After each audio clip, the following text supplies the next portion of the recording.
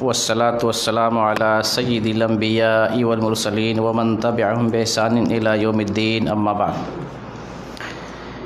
ہر قسم کی تعریف اور بڑائی اللہ رب العالمین کے لیے ہے، جو خالق کائنات، مالک ارض و سما ہے، جس نے ہمیں بہترین ڈھانچے میں بنایا ہے، اور سب سے بڑا فضل اس کا کہ اس نے ہمیں اسلام اور ایمان کی دولت سے نوازا ہے، اور اللہ کا مزید لاکھ شکر اور احسان ہے کہ اس نے ہمیں اہل توحید میں سے بنایا ہے۔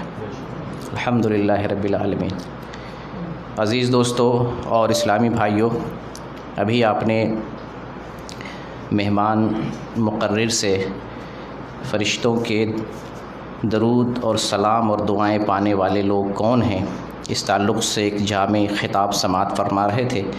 اللہ رب العالمین سے دعا کرتے ہیں شیخ کی زندگی میں برکت دے اور امت مسلمہ کے لیے آپ کو نفع بخش بنائے، اور آپ کے علمی کارنامے کو صدقہ جاریہ بنائے، اور جن لوگوں نے آپ کو یہاں تک بلایا، آپ کی مدد کی، راستے کی ہمواری کے لیے تعاون کیا، اللہ رب العالمین تمام بھائیوں کو جزائے خیر عطا فرمائے۔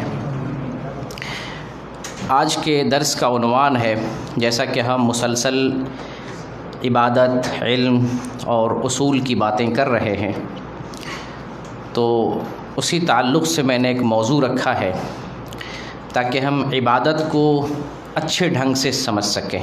مسلسل 2 ہفتے ہمارا بیان تھا عبادت کس طریقے سے انجام دی جائے، کیسے ادا کی جائے، تو آج کا ہمارا موضوع ہے عبادت کے لیے اسلام کی شرائط۔ جو ہم عبادت کرتے ہیں، اسلام نے کون سی شرطیں رکھی ہیں، اور ابھی جو ربیع الاول کا مہینہ چل رہا ہے، تو اس موضوع کو سمجھنا بہت ضروری ہے۔ اس موضوع کو سمجھتے ہیں تو ربیع الاول کا مہینہ بھی آپ سمجھیں گے، اس مہینے میں کون سا عمل اسلام کے دائرے میں آتا ہے، کون سا عمل اسلام کے دائرے سے نکل جاتا ہے، اور اس مہینے کے علاوہ جو رجب کا مہینہ ہے یا محرم کا مہینہ ہے، یا اور بھی سفر کے مہینے میں جو بدعات انجام دیے جاتے ہیں، اگر آج کے اس موضوع کو سمجھ لیتے ہیں تو ہر مہینے میں جو بدعات، خرافات اور اسلام مخالف چیزیں اسلام کے نام پر انجام دی جا رہی ہیں، آپ ان کو سمجھ سکتے ہیں۔ ایک پیمانہ، کچھ اصول اور ضابطے آپ کے سامنے میں بیان کر رہا ہوں۔ دراصل یہ چیزیں میں شیخ محمد بن صالح العثیمین رحمۃ اللہ علیہ کی ایک چھوٹی سی کتاب ہے جس کو دارالمسلم نے شائع کیا ہے۔ وہ کتاب ہے کتاب التوحید و معنی الشہادتین و حکم المتابعہ۔ چھوٹی سی کتاب ہے، 33 صفحات پر یہ کتاب مشتمل ہے۔ توحید اور شہادتین کے معنی کو بیان کیا گیا ہے۔ اس کتاب کے آخر میں عبادت کی شرطوں کو شیخ نے ذکر کیا ہے، اور بہترین چیزیں ہیں، ان چیزوں کو آپ کے سامنے بیان کرنا چاہتا ہوں۔ اس موضوع کو سمجھنے سے پہلے ایک جو سب سے ضروری اور بنیادی بات ہے، اس کو سمجھتے ہوئے چلتے ہیں۔ سمجھتے ہوئے اس طرح سے چلتے ہیں کہ دین کے جو معاملات ہیں، ایک دین ہے، ایک دنیا ہے۔ بہت واضح فرق ہے، دین ہے، ایک دنیا ہے۔ ایک عبادات ہے اور ایک معاملات ہے۔ واضح ہے نا، عبادات، معاملات۔ عبادات کا مطلب ہر وہ کام، ہر وہ قول، عمل جو ظاہری ہو، باطنی ہو، اللہ کی رضا اور خوشنودی کے لیے انجام دیا جائے، وہ عبادت ہے۔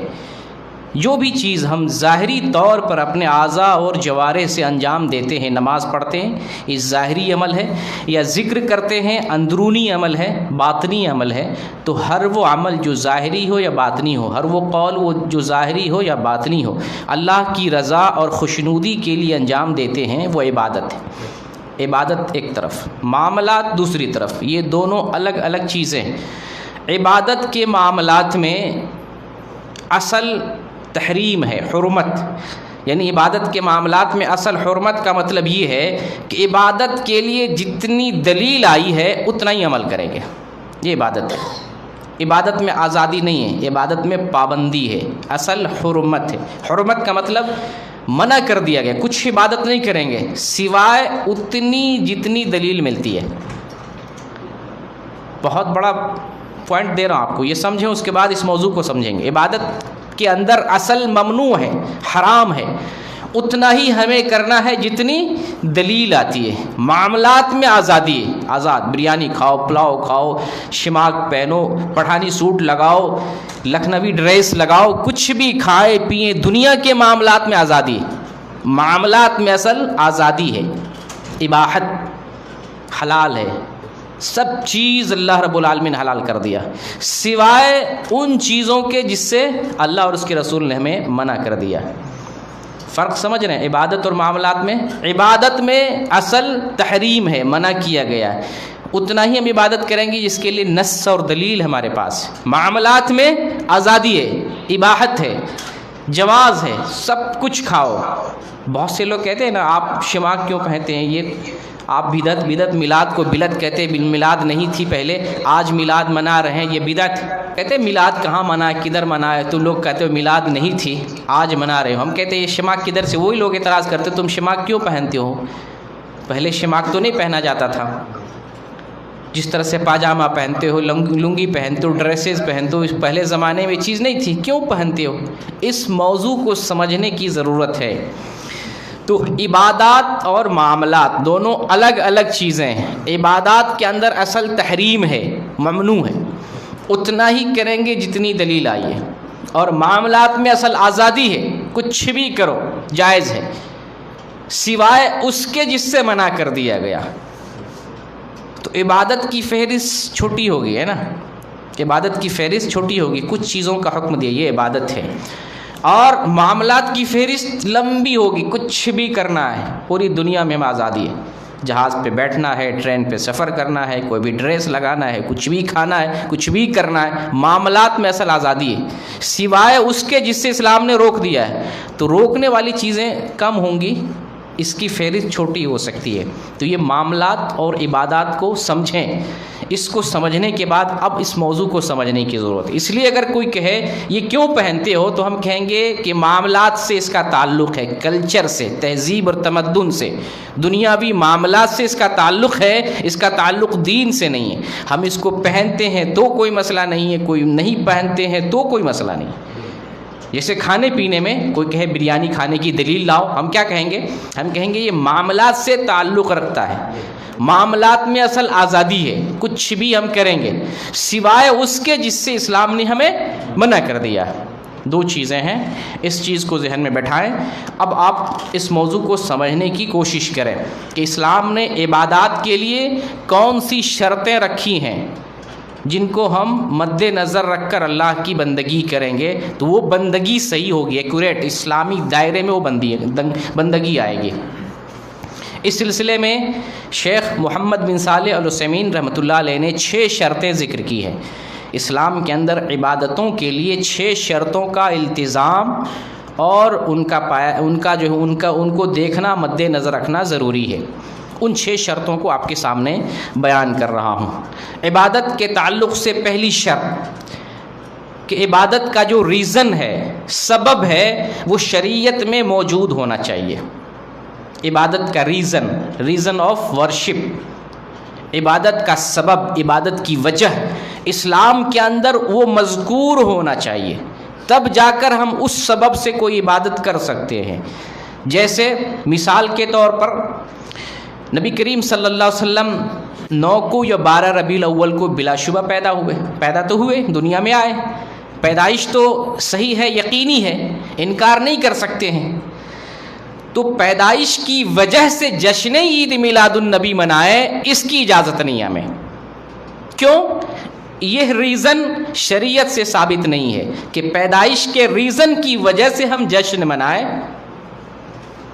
اس کا ثبوت اسلام میں نہیں ہے۔ اس لیے ہم پیدائش کی بنیاد پر جشن عید میلاد النبی نہیں منائیں گے۔ سمجھ میں آ رہا ہے؟ عبادت کی پہلی شرط ریزن بھی اسلام کے اندر ہونا چاہیے، وہ ریزن اسلام بتائے۔ اسلام نے ہمیں 2 عیدیں دی ہیں سالانہ طور پر، اور ہفتے واری عید میں ایک جمعے کی عید ہے۔ اسی طریقے سے کوئی جشن شب معراج منائے 27ویں رجب کو،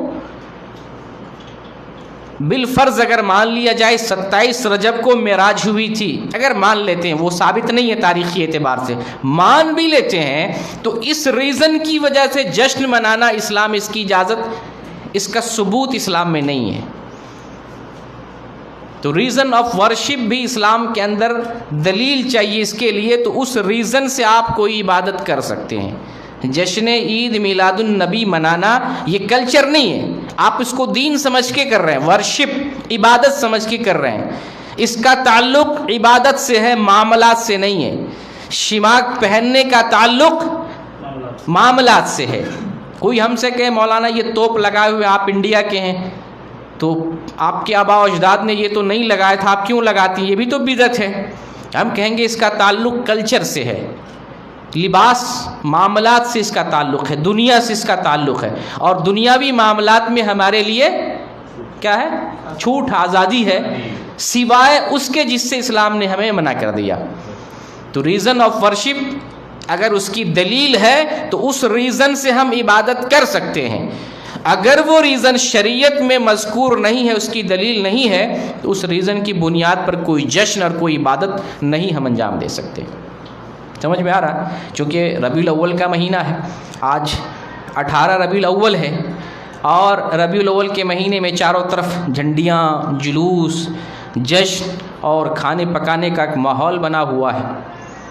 اس لیے اس تعلق سے آپ نے بہت سارے بیانات سنے ہوں گے، لیکن جو عبادت کا اصول ہے، اگر اس اصول کو سمجھ لیتے ہیں تو جتنے مواقع آتے ہیں، موسم آتے ہیں، جتنے جو ہے مسائل ہمارے سماج میں ہیں، ان ساری چیزوں میں فرق کر سکتے ہیں کہ دین کیا ہے، دنیا کیا ہے، اور اس بنیاد پر آپ دین پر عمل شریعت کی بنیاد پہ کریں گے۔ جو دنیاوی معاملات ہیں وہاں پر بھی آپ دیکھیں گے کہ اس کا دائرہ کیسا ہے۔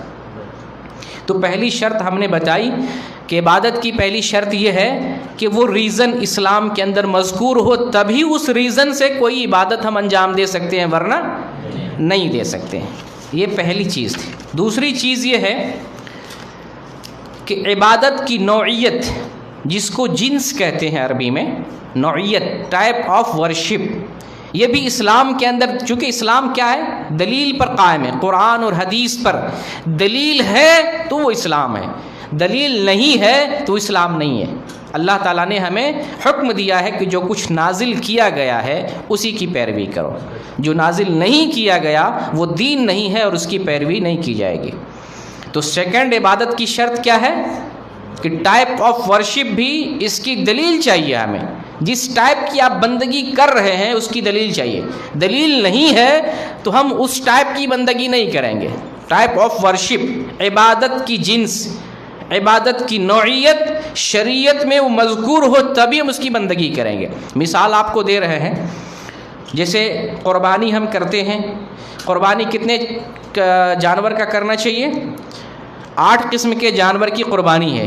اونٹ ہے، گائے ہے، اور بکری ہے، بھیڑ ہے۔ یہ 4 بتائے میں نے، اونٹ، گائے، بکری، بھیڑ۔ یہ چاروں میں سے 2 لے لیں، نر اور مادہ لے لیں، ٹوٹل کتنے بن گئے؟ 8۔ انہی 8 کی دلیل ہے قرآن میں، انہی 8 جانوروں کی قربانی کی دلیل ہے قرآن میں اور حدیث میں۔ 8 جانور سے باہر قربانی نہیں کی گئی ہے، رسول نے نہیں کیا ہے، صحابہ کرام رضوان اللہ علیہم اجمعین نے ان جانوروں سے باہر کسی چیز کی قربانی نہیں کی ہے۔ اگر کوئی شخص مثال کے طور پر بھینس کی قربانی کر رہا ہے، مختلف ہی معاملہ ہے، بھینس سے ہٹ کر میں گھوڑے کی بات کر رہا ہوں، اگر گھوڑے کی قربانی کوئی کر رہا ہے ایکسیپٹ نہیں ہوگی۔ قربانی کی جو قسم آ گئی، ٹائپ آف ورشپ، یہ حدیث میں یا قرآن میں منشن نہیں ہے، اس کی دلیل نہیں ہے، اس کا ثبوت نہیں، اس بنیاد پر ہم یہ قربانی نہیں پیش کریں گے۔ صحیح مسلم کی حدیث ہے، بلکہ صحاح ستہ کی تمام کتابوں میں، بخاری میں بھی ہے، مسلم میں بھی ہے، ابو داؤد میں، نسائی میں، ترمذی میں، ابن ماجہ میں، تمام صحاح ستہ کی تمام کتابوں میں یہ حدیث مذکور ہے کہ جمعہ کے دن آدمی غسل جنابت کرے اور اول وہلا، یعنی اول شروع میں، پہلے اوقات میں، شروع کے دور میں جو ہے مسجد میں آئے، شروع میں یعنی ابتدائی وقت میں مسجد میں حاضر ہو۔ تو جو شخص پہلے نمبر پر آتا ہے مسجد میں تو اس کو اونٹ کی قربانی کا ثواب ملتا ہے، اور جو شخص دوسرے نمبر پر مسجد میں آئے جمعہ کے دن، آج جمعہ کا دن تھا، جو آدمی دوسرے نمبر پر آتا ہے اس کو گائے کی قربانی کا ثواب ملتا ہے، جو تیسرے نمبر پر آئے اسے میڑھے کی قربانی کا ثواب ملتا ہے، جو چوتھے نمبر پر آئے اسے مرغی کی قربانی کا ثواب ملتا ہے، جو پانچویں نمبر پر آئے اسے انڈے کی قربانی کا ثواب ملتا ہے۔ یہ میں حدیث سے بتا رہا ہوں، یہ وہی سمجھانے کے لیے میں حدیث پیش کر رہا ہوں۔ کہ آپ کہیں گے بھائی مرغی کی مولانا کدھر قربانی، تو ذکر ہی نہیں حدیث میں، تو ہے ذکر۔ یہ حدیث اس لیے کوٹ کر رہا ہوں کہ مرغی کی قربانی کا ذکر ہے، صحیح مسلم میں ہے، صحیح بخاری میں ہے۔ اگر کوئی شخص مرغی کی قربانی کر رہا ہے اور عید الاضحیٰ کی مناسبت سے کر رہا، اللہ تو اجر دے، یہاں مراد اجر ہے، تو اگر کوئی مرغی کی قربانی کر رہا ہے وہ قابل قبول نہیں ہے، اس لیے حدیث پیش کر رہا ہوں۔ اجر میں اتنا ثواب ملتا ہے، لیکن قربانی اگر مرغی کی کر رہا ہے یا گھوڑے کی کر رہا ہے وہ قربانی قبول نہیں کی جائے گی۔ کیوں نہیں کی جائے گی؟ کہ قربانی کی یہ قسم، یہ جنس، یہ نوعیت، ٹائپ آف ورشپ دلیل نہیں اس کی۔ عبادت کی دوسری اہم قسم ہے، دوسری شرط ہے۔ سمجھ میں آ رہی نہیں میری بات؟ اس کو سمجھیں، یہ اصول میں بتا رہا ہوں عبادت کے تعلق، یہ سمجھ لیں گے تو انشاءاللہ دین کے آپ مسائل کو سمجھ سکتے ہیں، الگ کر سکتے ہیں، اور جو بدعتی لوگ عوام کو گمراہ کرتے ہیں، دین اور دنیا کو مکس کر کے خود وہ غلط کرتے ہیں، دوسروں کو بھی لالی پاپ دے کر کے بہلانے کی کوشش کرتے ہیں، آپ کم سے کم آپ نہیں بہکیں گے، آپ کو نہیں ٹھگے گا کہ یہ جو عبادت کے نام پہ کر رہے ہیں اور دلیل دیتے ہیں معاملات کے نام پر۔ عبادت سمجھ کے جشن عید میلاد النبی کیوں کر رہے ہیں؟ دیگیں کیوں پکا رہے ہیں؟ جھنڈیاں کیوں لگا رہے ہیں؟ جلوس کیوں نکال رہے ہیں؟ اس لیے کہ اللہ راضی ہو، ثواب دے گا، جنت ملے گی، جنت کا راستہ آسان ہوگا۔ تو یہ تو عبادت کا معاملہ ہے، آپ تو دنیا سمجھ کے نہیں کر رہے، معاملات سمجھ کے نہیں کر رہے، آپ دین سمجھ کے کر رہے ہیں، یہی تو عبادت ہے۔ تو فرق سمجھیں عبادت میں اور معاملات میں۔ تو یہ دوسری قسم میں نے بتایا آپ کو کہ عبادت کی قسم بھی حدیث سے، قرآن سے ثابت ہونی چاہیے، وہی عبادت آپ کر سکتے ہیں، اس کے علاوہ، اس ٹائپ کی علاوہ دوسری عبادت نہیں کر سکتے۔ یہ دوسری شرط ہے۔ تیسری شرط عبادت کی مقدار بھی وہی ہونی چاہیے۔ عبادت کتنی کرنی ہے؟ یہ ہاتھ اتنی عبادت کا ثبوت مل رہا ہے، اتنی عبادت کریں گے، اتنی عبادت کا ثبوت مل رہا ہے، اتنی عبادت کریں گے، اتنی عبادت کا ثبوت مل رہا ہے، اتنی کریں گے، اس سے زیادہ نہیں کریں گے۔ اس بات کو سمجھنا اور بھی زیادہ ضروری ہے۔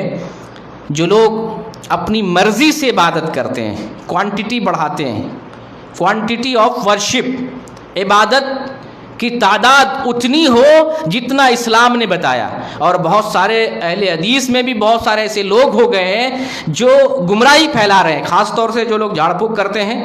اب حدیث میں درود کی فضیلت آئی ہے، درود پڑھنے سے بیماریاں دور ہوتی ہیں، غم دور ہوتا ہے۔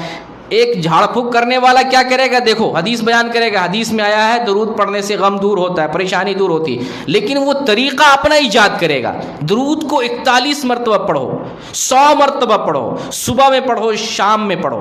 یہ آپ نے متعین کیا نا، کیا متعین کر رہے ہیں؟ تعداد متعین کر رہے ہیں، تعداد بھی اسلام ہی متعین کرے گا۔ اب اپنی طرف سے تعداد جو ہے، مقدار، ہاں کوانٹیٹی اپنی ہی طرف سے ہم اپنی طرف سے ایجاد نہیں کریں گے، جو کوانٹیٹی اسلام نے دیا ہے اتنے ہی کوانٹیٹی میں ہم عبادت کریں گے۔ یہاں پہ ایک بتاؤں، شیخ البانی رحمۃ اللہ علیہ نے ارواء الغلیل کے اندر ایک جو ہے اثر ذکر کیا ہے۔ ایک آدمی فجر کے وقت عبادت پہ عبادت کر رہے تھے۔ سعید بن مسیب رحمۃ اللہ علیہ، یہ تابعی ہیں، وہ منع کرتے ہیں تم اتنے سجدے پہ سجدے، رکوع پہ رکوع کر رہے، کیوں ایسا کر رہے ہو؟ تو وہ آگے سے سوال کرتے ہیں، کیا عبادت کرنے سے اللہ ہم کو عذاب دے گا؟ تو سعید بن مسیب رحمۃ اللہ علیہ کہتے ہیں کہ اللہ تعالیٰ اس پر ثواب تو نہیں دے گا عبادت کرنے سے، لیکن اس پر عذاب دے گا کہ تم سنت کی مخالفت کر رہے ہو، اس پر اللہ تمہیں عذاب دے گا۔ اور صحیح مسلم کی حدیث ہے کہ جب فجر طلوع ہو جائے تو سوائے 2 رکعت کے اور کچھ نہیں ہے۔ طلوع فجر کے بعد 2 رکعت پڑھنا ہے۔ وہ 2 رکعت کون سی ہے؟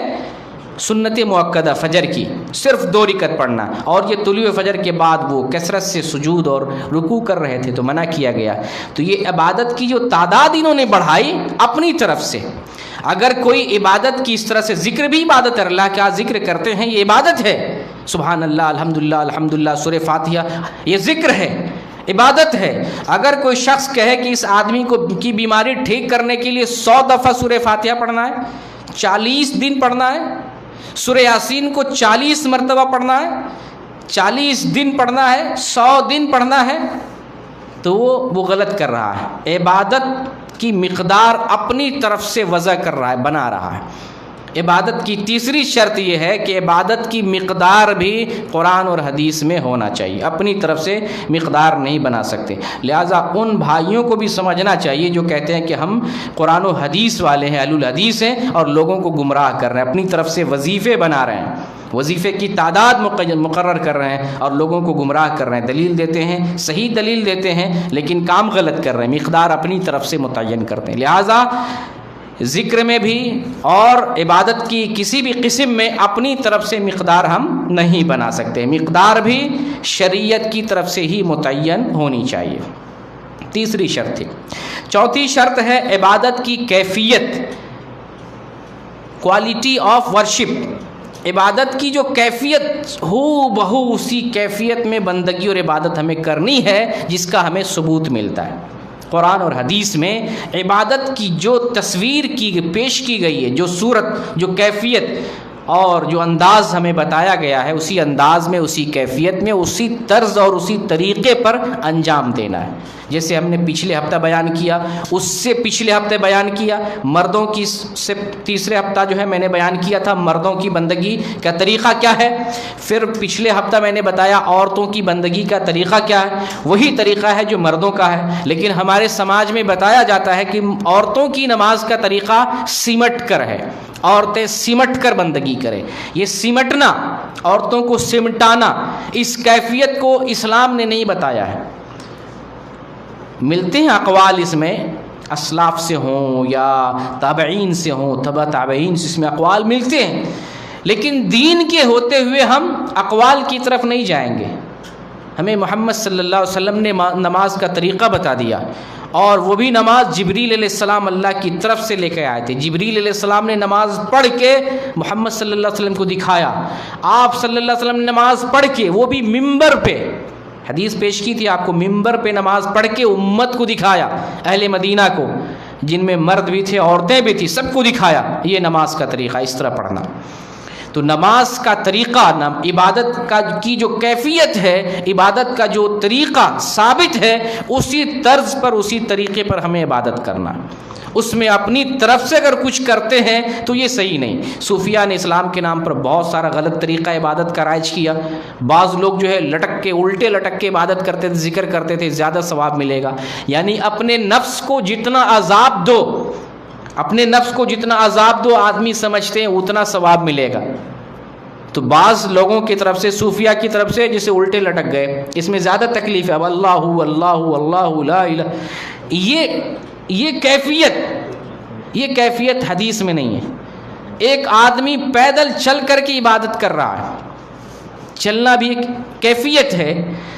یہ اسلام نے یہ نہیں بتایا ہے کہ اپنے نفس کو مشقت میں زیادہ ڈالتے ہو زیادہ اجر ملے گا۔ اسلام نے یہ بتایا ہے کہ عبادت کا جو طریقہ میں دے رہا ہوں اس طرز پہ کرو، اس میں اگر مشقت ہے تو ثواب ملے گا، لیکن اپنی طرف سے تصنع کر رہا ہے، بناوٹی تکلف کر رہا ہے، اپنی طرف سے مشقت کو ایجاد کر رہا ہے، یا اپنے من سے مشقت اپنے نفس پر ڈال رہا ہے، تو اس مشقت کا کوئی فائدہ نہیں، اس کا کوئی اجر نہیں۔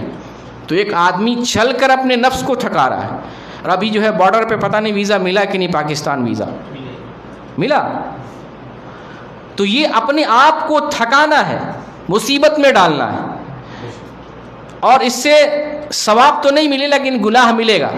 وہ تابعی جو ہے مسجد میں عبادت کر رہے، اللہ کی بندگی کر رہے، لیکن تابعی منع کر رہے ہیں کہ اتنی بندگی، اتنی مقدار شریعت میں نہیں ہے۔ فجر جب طلوع ہو جائے صرف 2 رکعت پڑھنے کا آیا ہے، صرف 2 رکعت۔ تو جب عبادت، نماز پڑھنا باعث اجر ہے، اس سے منع کیا جا رہا ہے، تو آپ اپنی طرف سے کوئی کیفیت ایجاد کرتے ہیں تو اس پر کیسے اجر ملے گا؟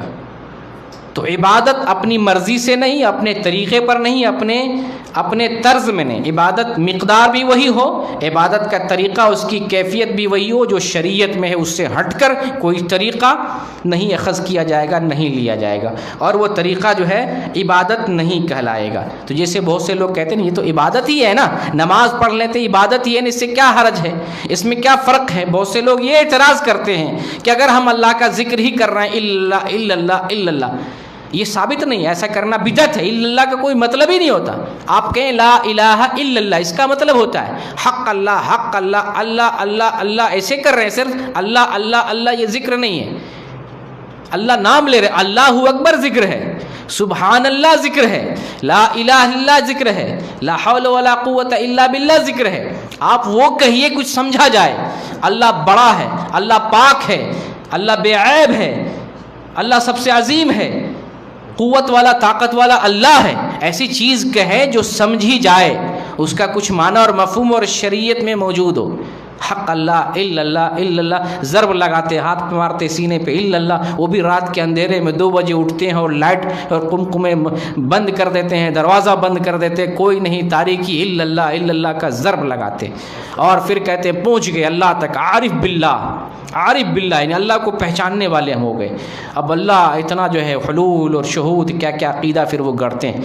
تو یہ بناوٹی وظیفے بھی اسلام میں اس کی گنجائش نہیں ہے۔ تو کیفیت میں ابھی ذکر کر رہا ہوں کہ عبادت کی جو ہے ایک چوتھی شرط کہ عبادت کی کیفیت بھی اسلام میں ہونی چاہیے، جس کیفیت میں جو عبادت آئی ہے اسی کیفیت میں اسی انداز میں عبادت کریں گے۔ تو جو لوگ یہ کہتے ہیں کہ نماز پڑھنے سے کیا حرج ہے، نمازی تو پڑھ رہا ہے، ذکری تو کر رہا ہے، ہم کہہ رہے ہیں حرج ہے، وہ اسلام کے طریقے سے ہٹ کے پڑھ رہا ہے۔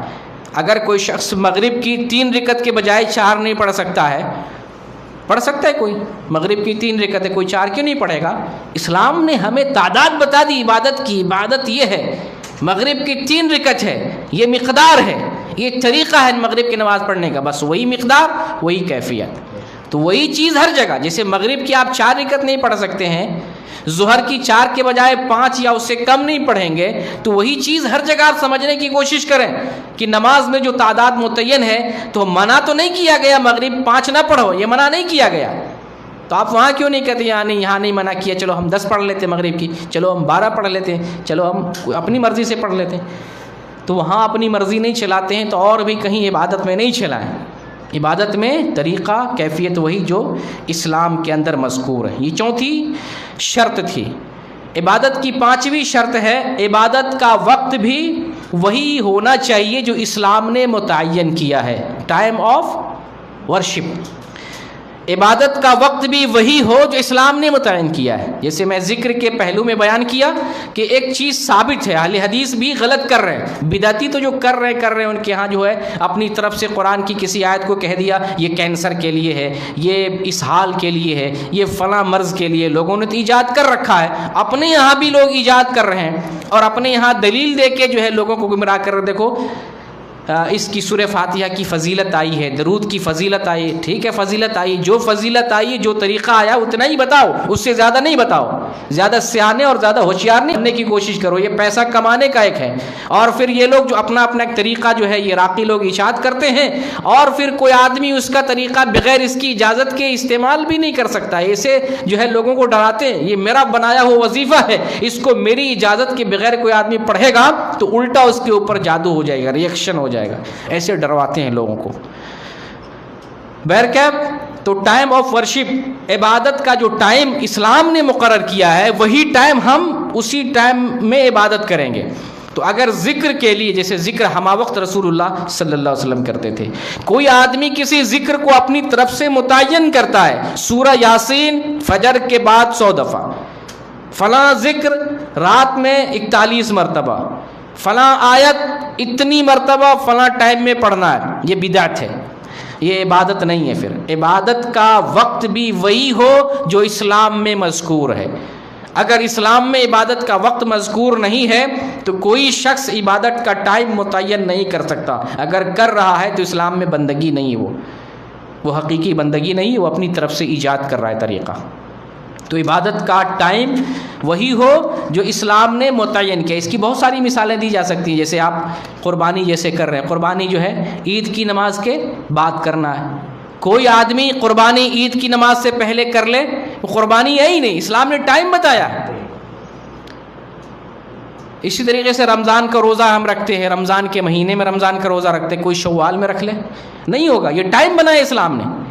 ظہر کی نماز کا ٹائم ہے، ظہر کی نماز کے ٹائم میں کوئی عصر کی نماز پڑھے، فجر کی نماز پڑھے، یا اس ٹائم میں عشاء کی نماز پڑھے، قبول نہیں ہوگی۔ اسلام نے ٹائم بنایا، تو جو ٹائم اسلام نے مقرر کیا عبادت کے لیے، اسی ٹائم پر وہ بندگی ادا کی جائے گی۔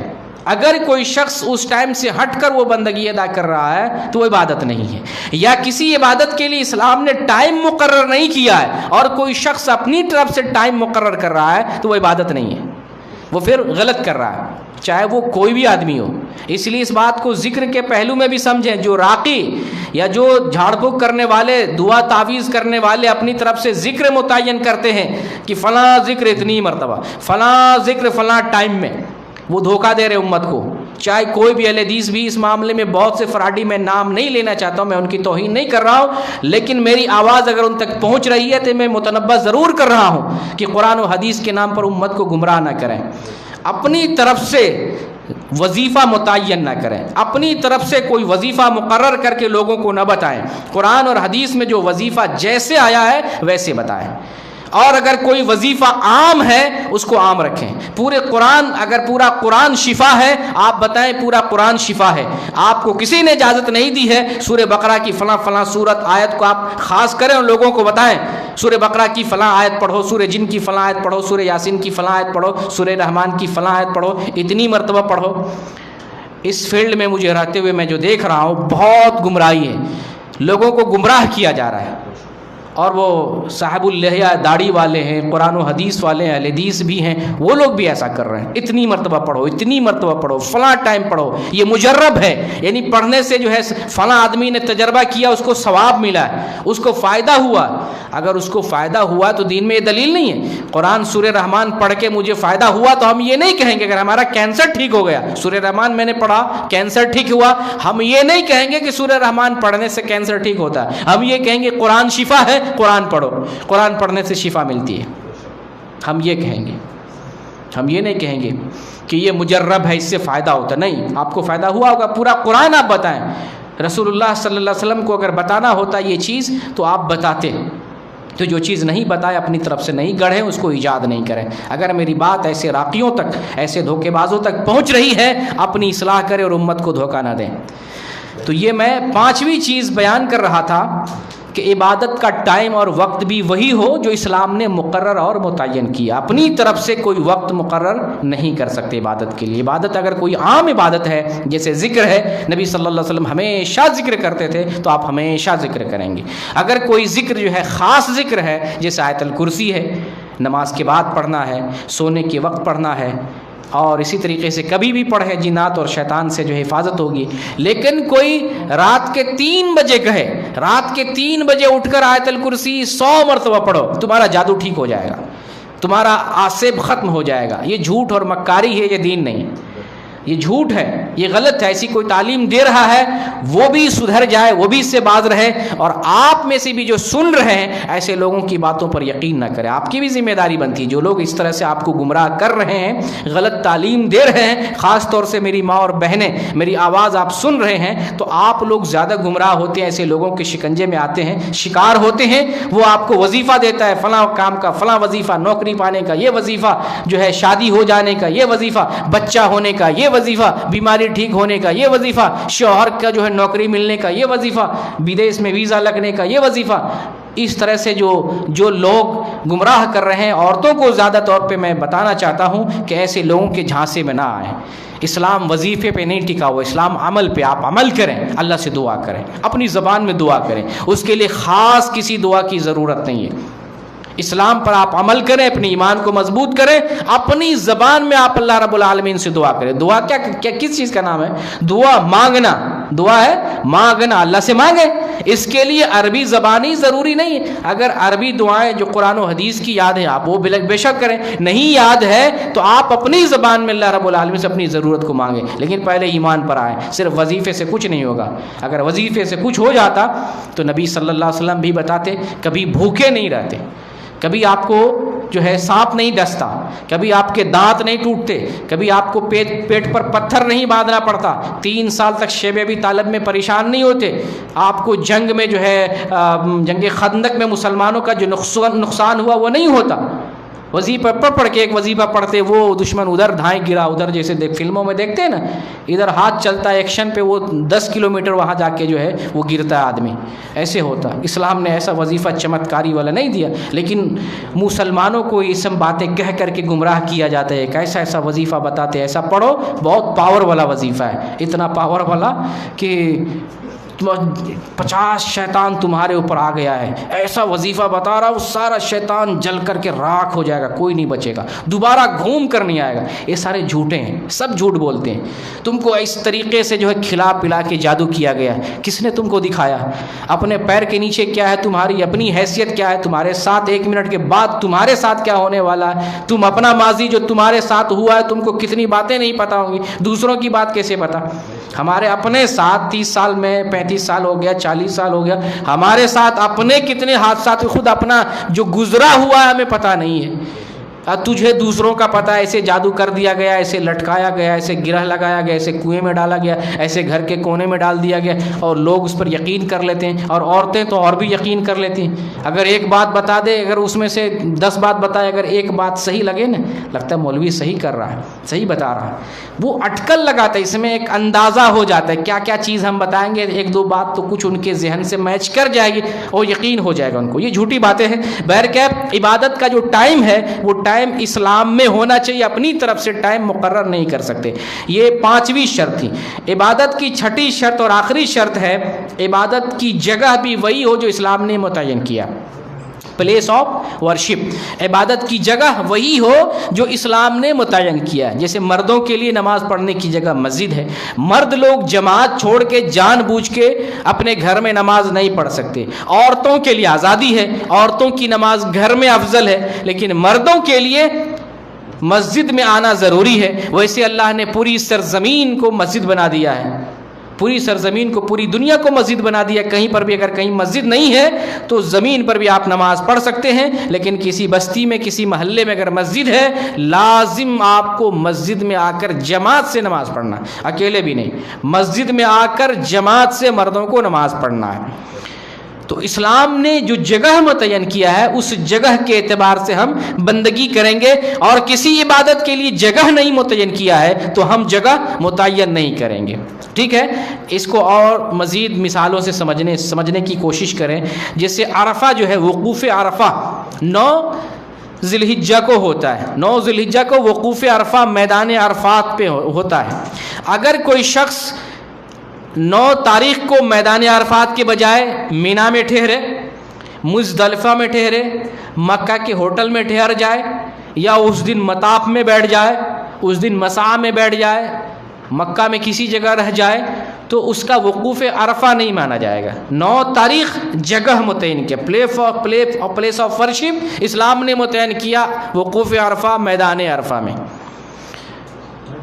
اور 8 تاریخ کو یوم الترویہ کو مینا میں رہیں گے. پھر یوم وقوف عرفہ کے بعد رات میں مغرب کی نماز پڑھے بغیر ہم مزدلفہ آ جائیں گے. 9 تاریخ کو رات میں مزدلفہ میں رہیں گے.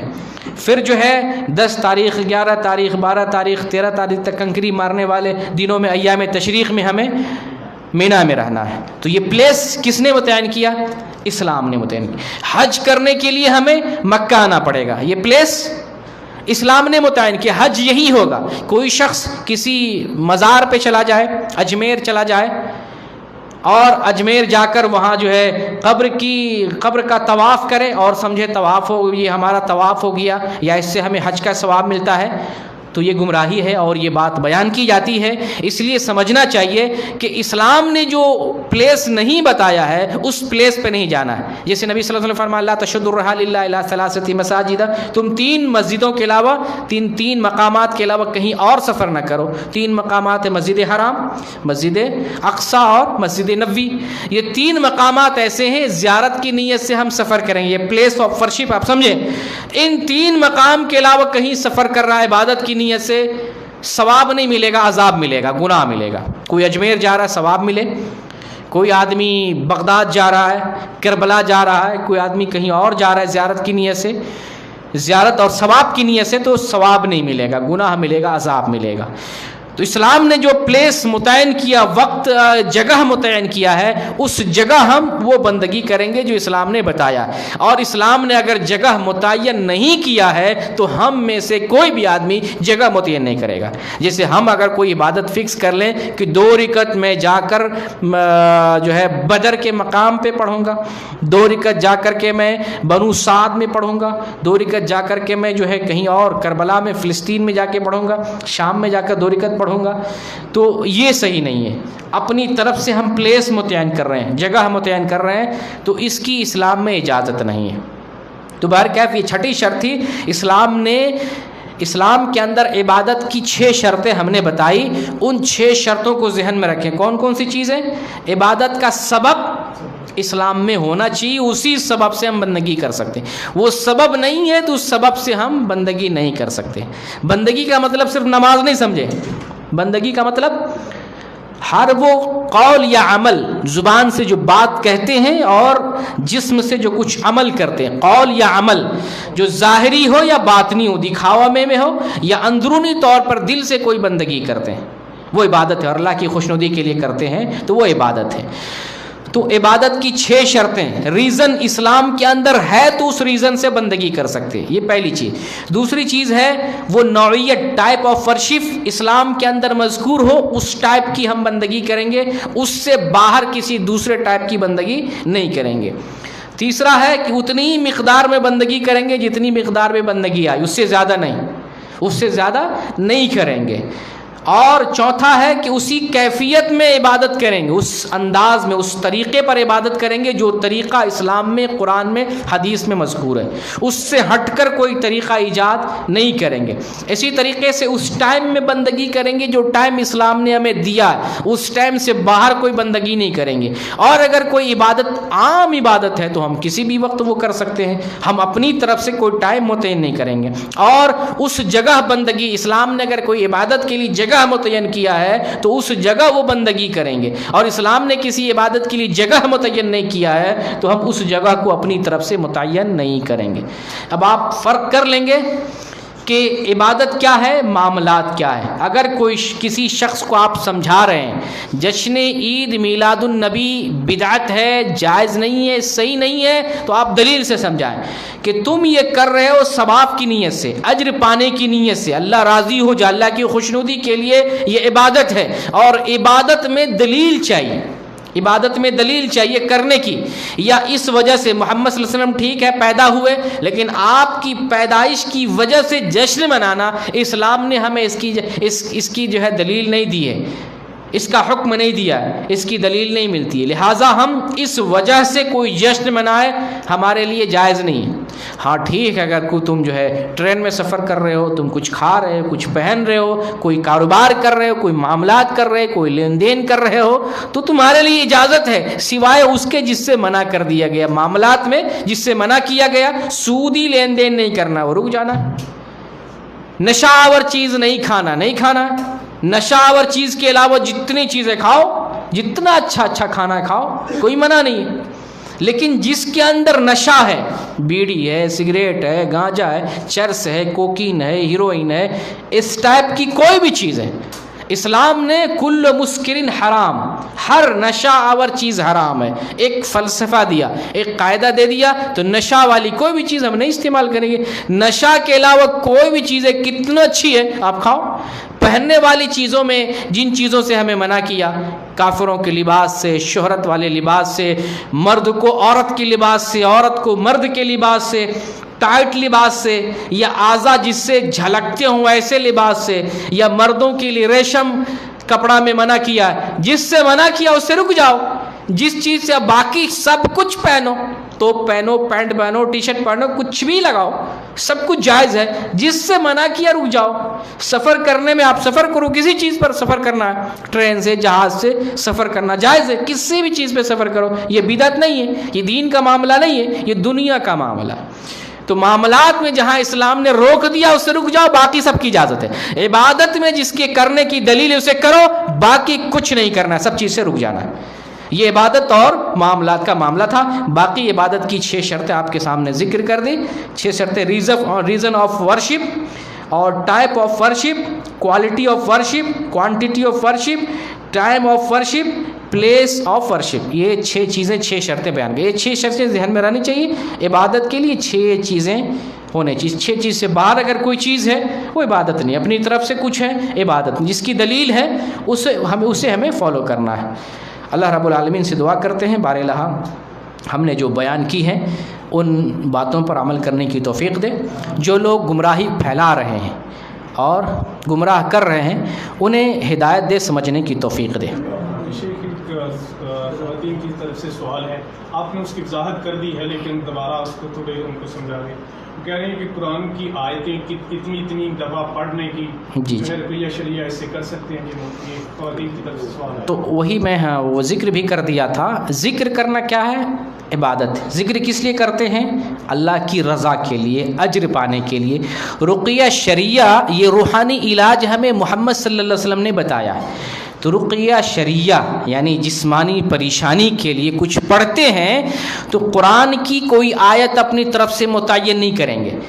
قرآن میں جیسے آیت الکرسی پڑھنے سے، سورہ فاتحہ پڑھنا 7 مرتبہ پڑھنے کا ذکر آیا، 7 مرتبہ پڑھیں گے۔ آیت الکرسی اس کی تعداد متعین نہیں، ہم تعداد متعین نہیں کریں گے۔ اسی طریقے سے سورہ فلق اور سورہ ناس تعداد متعین نہیں ہے، تعداد متعین نہیں کریں گے رقیہ شریعہ میں۔ نماز کے بعد تو ہے 3 دفعہ، فجر کے بعد 3 دفعہ، مغرب کے بعد پڑھیں، لیکن ذکر کے طور پر، رقیہ شریعہ کے طور پر اس کی تعداد متعین نہیں ہے، تعداد متعین نہیں کریں گے۔ لیکن اگر کوئی شخص ایک آیت کو 2 مرتبہ پڑھ لیا، 3 مرتبہ پڑھ لیا، اپنی طرف سے پڑھ لیا بغیر کسی کے بتائے ہوئے، اس میں کوئی حرج کی بات نہیں۔ سورہ فاتحہ ہم نے 10 مرتبہ پڑھ لیا، اس میں کوئی حرج نہیں، لیکن یہ ہم تعلیم کسی کو نہیں دیں گے کہ 10 مرتبہ تم سورہ فاتحہ پڑھو۔ قرآن بار بار پڑھیں، ایک آیت کو بار بار پڑھیں، اس میں کوئی حرج کی بات نہیں۔ آپ پڑھ رہے ہیں تو کوئی حرج کی، جیسے سبحان اللہ، سبحان اللہ اپنی طرف سے آپ پڑھ رہے ہیں 1,00,000 مرتبہ پڑھیں، کوئی حرج نہیں، لیکن متعین نہ کریں کہ ہم 1,00,000 مرتبہ پڑھیں گے، آج بیٹھیں گے 1,00,000 مرتبہ پڑھیں گے، کل بھی بیٹھیں گے 1,00,000 مرتبہ پڑھیں گے۔ آپ متعین کر رہے ہیں، متعین نہ کریں۔ آپ سورہ فاتحہ پڑھیں، 10 مرتبہ پڑھا گیا، کوئی حرج کی بات نہیں۔ آیت الکرسی پڑھیں، 2-4 مرتبہ پڑھ لیے، کوئی حرج کی بات نہیں۔ آپ سورہ فلق اور سورہ ناس آپ دعا کرتے ہوئے 2 مرتبہ پڑھ لیے، 3 مرتبہ، کوئی حرج کی بات نہیں۔ لیکن یہ نہ سمجھیں کہ 2 ہی مرتبہ یا 3 ہی مرتبہ، جیسا کہ مولوی نے بتایا ہے، کوئی ہم کو جھاڑ پھونک کرنے والے نے بتایا ہے، اس طریقے سے پڑھنا ہے۔ آٹومیٹک پڑھ لیے تو کوئی حرج کی بات نہیں، ویسے 1 مرتبہ پڑھنا کافی ہے، ویسے صرف 1 مرتبہ۔ قرآن شفا ہے اور آپ یقین سے پڑھ رہے ہیں کہ اسے پڑھنے سے شفا ملے گا، اللہ ہمیں فائدہ دے گا، تو آپ 1 مرتبہ آپ کا پڑھنا، سورہ فاتحہ 1 مرتبہ پڑھ لیں، آیت الکرسی 1 مرتبہ پڑھ لیں، اسی طریقے سے سورہ فلق اور سورہ ناس 1 مرتبہ پڑھ لیں، درود شریف پڑھ لیں، اس کے بعد جو دعائیں یاد آتی ہیں، دعائیں آپ کو یاد ہیں، ان دعاؤں کو ایک بار پڑھ لیں، دم کر لیں۔ تو اس میں ذکر کو اپنی طرف سے متعین کرنا، فلاں ذکر اتنی مرتبہ اور فلاں ٹائم میں، یہ دونوں غلط ہیں۔ اس لیے رقیہ شرعیہ ہو یا ذکر کے طور پر وہی بغیر رقیہ شرعیہ کے ہو، دونوں طور پر ہم ذکر کی تعداد اپنی طرف سے، ٹائم اپنی طرف سے متعین نہیں کریں گے۔ رقیہ کریں گے تب بھی عدد نہیں متعین کریں گے، ٹائم نہیں متعین کریں گے، یا اگر آپ ذکر کے طور پر اللہ کا ذکر کر رہے ہیں تب بھی تعداد اور ٹائم متعین نہیں کریں گے۔ آزاد جو چیزیں ہیں آزاد پڑھیں، دم کر لیں، اسے شفا مل جائے گی۔ جی جی فیروز صاحب، ہم لوگ جمعے کو پہلے صف میں جو آپ نے بتایا قربانی کا، جی صف کیا ہے یا پھر نہیں صف کا نہیں، پہلے نمبر پہ جو سب سے پہلے نمبر پر آتا ہے تو اس کو اونٹ کی قربانی کا ثواب ملتا ہے۔ اس میں ایک ٹکڑا میں چھوڑ دیا تھا، جب امام صاحب آ جاتے ہیں خطبہ دینے کے لیے تو اس ٹائم جو فرشتے جو رجسٹر پر حاضری کر رہے ہوتے رہتے ہیں، جہاں تک ممبر پہ امام صاحب جب تک نہ آ جائے مسجد میں تب تک وہ حاضری بناتے رہتے ہیں، کون آیا کون آیا۔ پھر اس کے بعد جب امام صاحب آ جاتے ہیں ظاہر ہو جاتے ہیں تو رجسٹر فرشتے بند کر کے خطبہ سننے میں لگ جاتے ہیں۔ تو وہ شروع میں آنے والا جو آدمی شروع میں آتا ہے، پہلی صف کی بات ہے، شروع میں آتا ہے اور شروع میں آنے والے کو پہلی صف میں ہی بیٹھنا چاہیے۔ بہت سے لوگ شروع میں آتے ہیں اور پیچھے بیٹھ جاتے ہیں، تو آگے بیٹھنے والے اور آگے پہلی صف میں ہونے کا بڑا مقام ہے، بڑی فضیلت ہے، اس لیے پہلے آنے والے کو پہلے صف میں بیٹھنا چاہیے، اس کا التزام کریں۔ نصاور پھر صرف کھانا ہی منع ہے کہ بیچنا بزنس کرنا بھی؟ بالکل، جو ہے آپ کسی کے لیے بیچ رہے تو وہ تو کھائے گا نا، تجارت بھی منع ہے، نشہ آور چیز جیسے کھانا منع ہے، اس کو کسی کو کھلانا بھی منع ہے۔ اللہ تعالیٰ نے منع کیا ہے کہ وَلَا تَعَاوَنُوا عَلَى الْإِثْمِ وَالْعُدْوَانِ، کہ تم گناہ کے کام پر اور ظلم کے کام پر کسی کی مدد نہ کرو۔ تو کسی کی مدد کرنا، نشاور چیزیں کھلانا، یہ گناہ کے کام پر مدد ہے، اس سے ہمیں رکنا، ایسا نہیں کام کرنا ہے۔